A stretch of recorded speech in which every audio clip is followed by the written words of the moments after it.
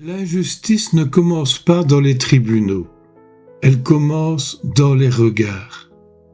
Dans cette manière qu'ont les hommes de mesurer la valeur d'un être selon sa force, son utilité, son argent, sa beauté ou sa capacité à flatter l'ordre établi.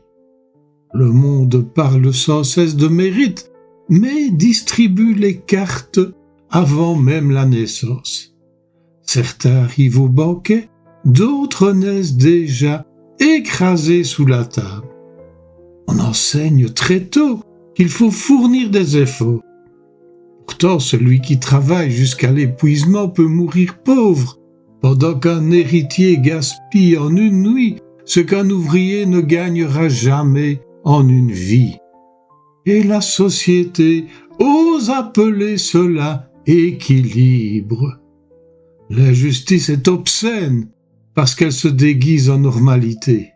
Elle porte un costume propre, elle signe des contrats, elle parle de pragmatisme pendant qu'elle broie des existences.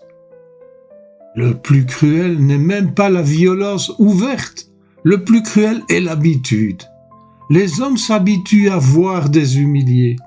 Ils passent devant la misère comme devant un lampadaire.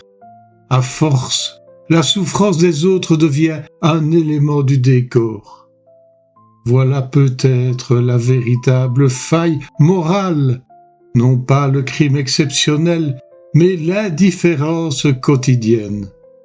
Et pourtant, l'injustice ne détruit pas seulement les victimes, elle corrompt aussi ceux qui en profitent, car vivre au-dessus des autres finit par rendre aveugle.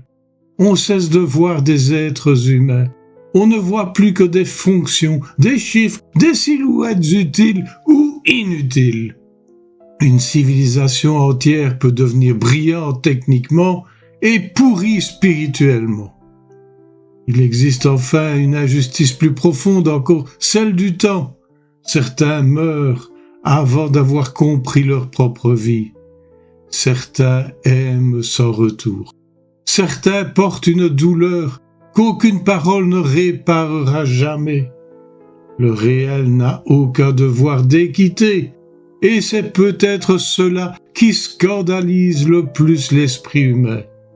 Découvrir que l'univers ne garantit ni récompense, ni compensation, ni sens immédiat. Alors la question devient terrible. Comment rester juste dans un monde qui ne l'est pas? Peut-être en refusant au moins une chose, devenir soi-même ce que l'on déteste. Car l'injustice se propage comme une contagion. L'humilié rêve parfois d'humilier, le dominé rêve parfois seulement de changer de place avec le dominant. Être juste demande donc une forme de résistance intérieure, une discipline presque tragique. Continuer à reconnaître l'humanité d'autrui, alors même que le monde apprend chaque jour à l'oublier.